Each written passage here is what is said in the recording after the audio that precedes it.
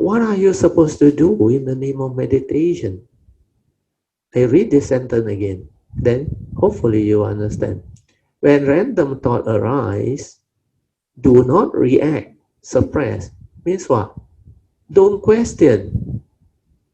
Don't go and say, why I have this random thought? Why I cannot stop the thought?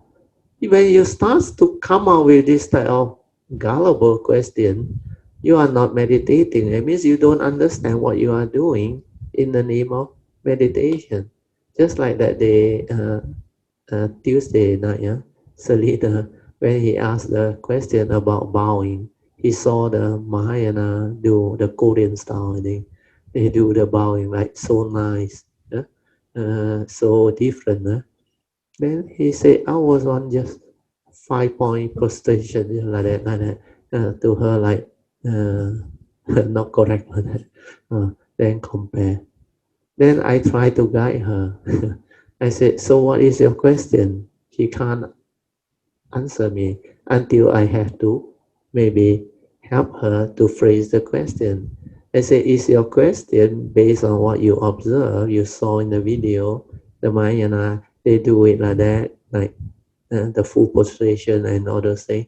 It's like they are developing mindfulness. Then you think yours, the 5 point one you do is not going to help you, not going to develop the mindfulness. Then later on, after I explained, she felt the joy and the understanding. Then funny, the thought just come out and question again. Say, but Brother Theo, not everybody can do it. This is completely out. Does it matter whether everybody can do it or not? He said some people may have headache or cannot do the bowing. That's the reason why when you are not focused, when you don't understand what meditation is, and you do not understand the instruction and the teaching, the essential Dhamma, you will end up having this type of funny thinking, thought. Then you cannot progress. So what we need to understand is when random thought arise, do not react or suppress or try to control them. Means what? Let them be, understand? No? Then you find out why every time you want to meditate, heedless thinking, random thought arise. Why those who have the spiritual faculty, who do the bowing, train their mind and develop the stability of mindfulness, they don't have this type of problem. That is meditation. So find out. So what you need to do is, I read again, when random thought arise, do not react. Always remember that. Don't try to know, don't react. Don't suppress. Don't try to control. Just let things be and flow with them. Means accord and flow. So if you just silence your mind, maintain awareness, don't do anything, what will happen to the heedless thinking? What will happen to the thought process? Find out. That is meditation. Because you don't have the faith, you didn't listen, you didn't understand the instruction. And when you meditate, you go back to your same old way, your habitual way, which is thought-based because of your conditioning, where you have been exposed to so many of these conditioned thought-based thinking and meditation. And the worst is, you go by reasoning, logic. Then the question that come, you cannot see that they are irrelevant. They are totally irrelevant. Because you fail to understand why you meditate. When you are not focused, when you don't understand what is meditation and why you meditate, then you will not be able to progress. So the first thing that I always explain is meditation is to develop heedfulness, where the Buddha already explained. Heedfulness is the path to the depths.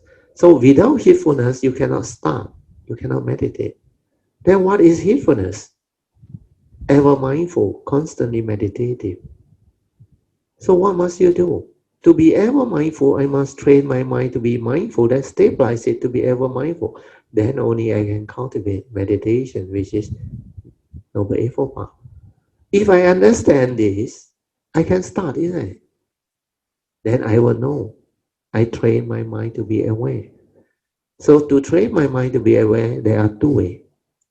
Develop the spiritual faculty, the hindrance will be gone. Without the spiritual faculty, the mental hindrance will make you think, hinders your mind from entering the meditative state. That's why you cannot meditate. So it's either you develop the spiritual faculty, then stabilize your mindfulness and awareness, then just follow the simple instruction that I have given you for support. The first three. Just relax into every mind state that arises, then maintain awareness and find out that is meditation itself. Because when you do that, you don't think. When you don't think, that thinking will slow down. The mundane mind will slow down. The heedless thinking will slow down until the mind returns to its original state before the stirring. That's how the silent mind arises. That's how Bojing got it. After half an hour, suddenly the shift of consciousness comes. Then she realized the thinking all stopped. Then you can understand what is going on. But all of a sudden, that silent mind, the true mind, return. When that return, there is no thinking, no thought process, just aware. And she realized and understand what that nature is. So beautiful, so amazing. On her own, she described it. There was no agitation, no mind state, nothing. Just aware. So peaceful, so tranquil, so still, so full of joy. And then it can see, it can understand, it know what is going on. That is meditation. Don't go and do. Who do? The thought do. When the thought is active, how can your mind be silent? How can you realize the true mind, the silent mind? Because the doing is by the thought. When the thought is actively focusing, concentrating, or labeling, or suppressing, or doing all those funny things, you cannot meditate. You cannot be peaceful. So understand all this.